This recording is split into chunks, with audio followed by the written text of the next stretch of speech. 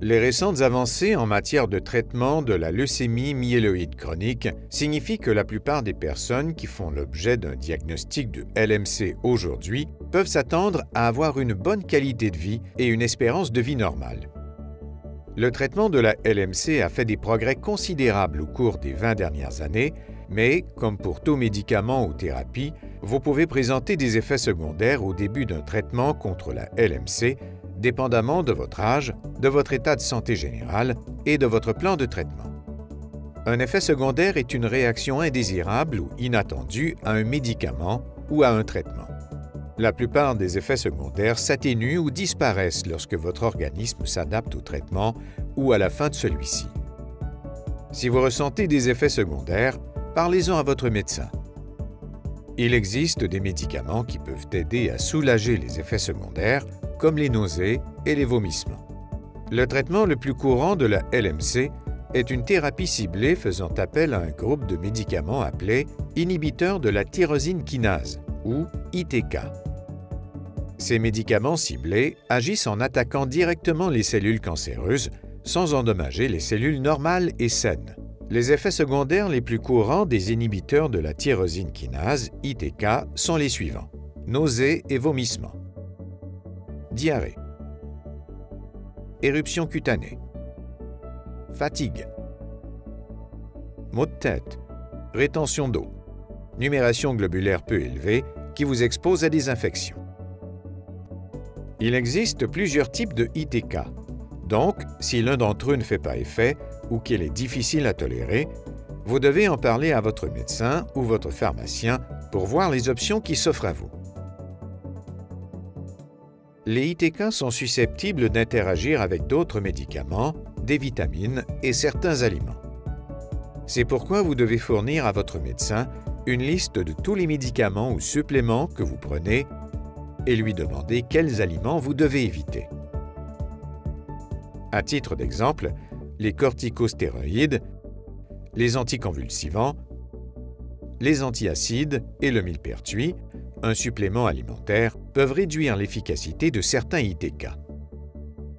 Plusieurs médicaments, en particulier certains antibiotiques, les antifongiques, ainsi que les produits à base de pamplemousse, peuvent augmenter la quantité de ITK dans le sang jusqu'à des taux élevés et dangereux.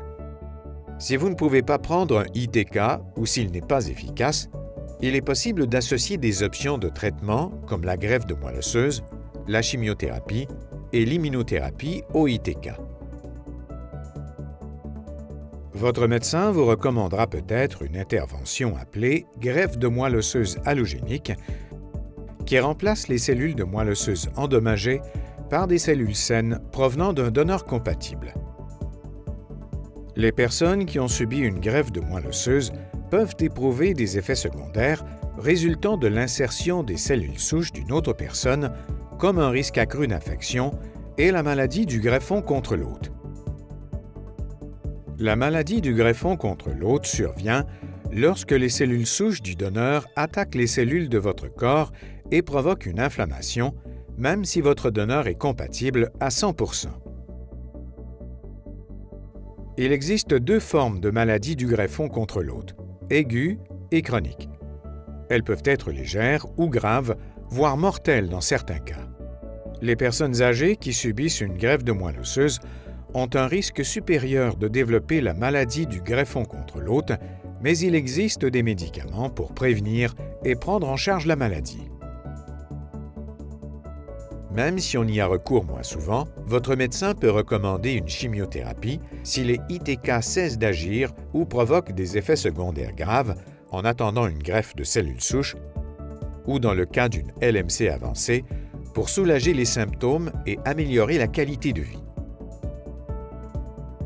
Les effets secondaires les plus courants de la chimiothérapie sont les suivants: nausées et vomissements, diarrhée, perte temporaire de cheveux, ulcères buccaux, éruption cutanée, engourdissement ou picotement dans les doigts et les orteils.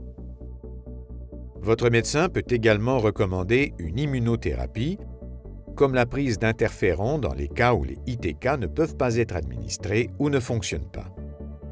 Les effets secondaires des interférons provoquent parfois des symptômes pseudo-grippaux, entre autres fatigue, fièvre, douleurs musculaires, changement d'humeur.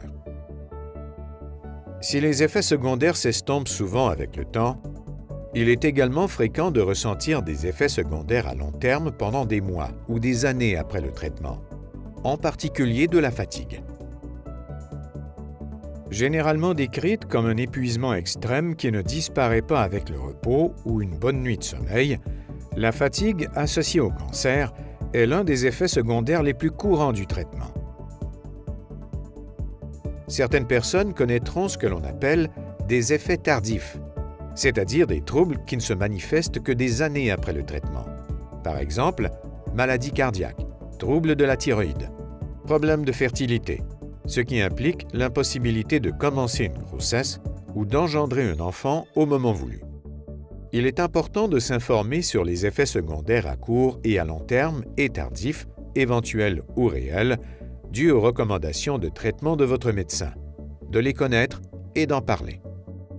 Personne ne devrait avoir l'impression qu'il doit se résoudre à supporter une douleur ou une gêne permanente à cause d'un traitement anticancéreux.